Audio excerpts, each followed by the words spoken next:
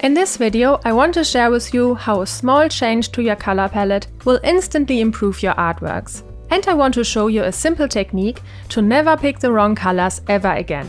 Every artwork has its unique set of colors. The painting Starry Night by Van Gogh, for example, features dark blues, blacks, and vibrant and pastel yellows. A well-balanced collection of variations of blue and yellow. And the more harmonious and well-balanced the color palette of a painting is, the more beautiful and pleasing we perceive it. But that also means that an artwork that consists of colors that don't match and don't look good together doesn't look very pleasing to the eye, and we might perceive it as ugly. Then it doesn't matter how well skin tones are mixed or how fine details are depicted if the overall color scheme doesn't match and makes us uncomfortable when we look at it. And it kinda makes it a bad piece of art.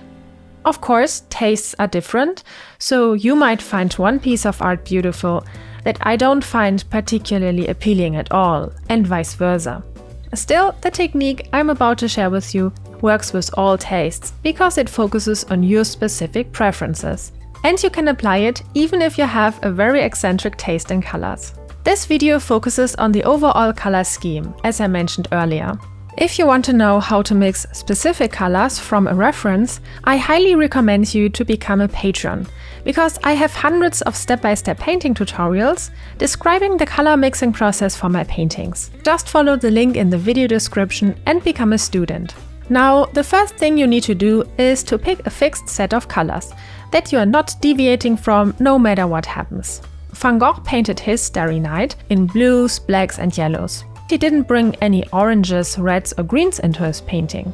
We are going to do the same with our paintings. But because we are not as genius as Van Gogh, we need to use a few little helpers that will guide our decisions. The first helper is a website called colorhunt.co. This is a resource specifically for artists and designers that provide appealing color sets that you can use for any purpose. When you work from a loose sketch that is not strictly based on a photo reference, this website will give you plenty of beautiful color ideas.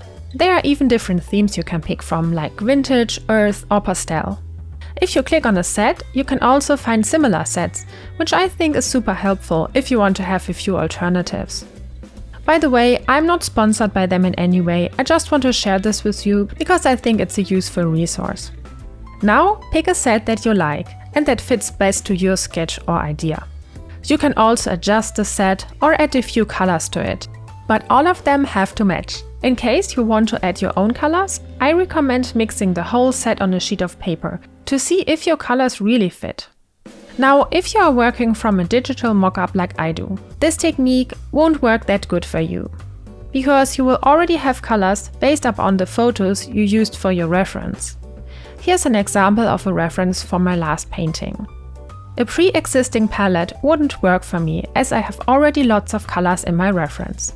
So instead of using Color Hunt, I use a different website. This one is called imageonline.com.ua and you can upload your photo into their image detector. The website will automatically find the main colors in your photo. In my opinion, this is a great way to find the colors you need. After using the color detector a few times though, I noticed that it gives out slightly different color sets each time I run it. So I recommend downloading a few sets and pick out the one you like the most. Feel free to combine both methods, by the way. For example, you could find a color set at Color Hunt and alter them on your photo, especially if they are not that pretty to begin with. When you mix and match photos as references for your paintings, you will probably often run into the problem that the colors of the photos don't match, and it all turns into a big eyesore. So here it comes in handy to use a preset color palette to guide you while creating a digital reference. But no matter which of the techniques you choose, pick 4 or 5 colors and create a fixed color set that you will not deviate from. And now comes the second part of my technique. Once you've decided which colors you are going to use, print your color palette out, or if your printer doesn't print colors well, open the file on your iPad or phone and place it next to a sheet of paper. Now mix the colors of your color palette with your preferred medium.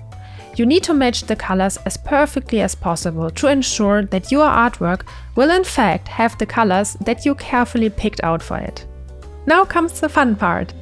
Take all the colors out of your palette that you didn't use to mix your custom color set. These are the quote-unquote bad colors that will only distract you in your color mixing process and even mess up your painting if you accidentally take them on your brush.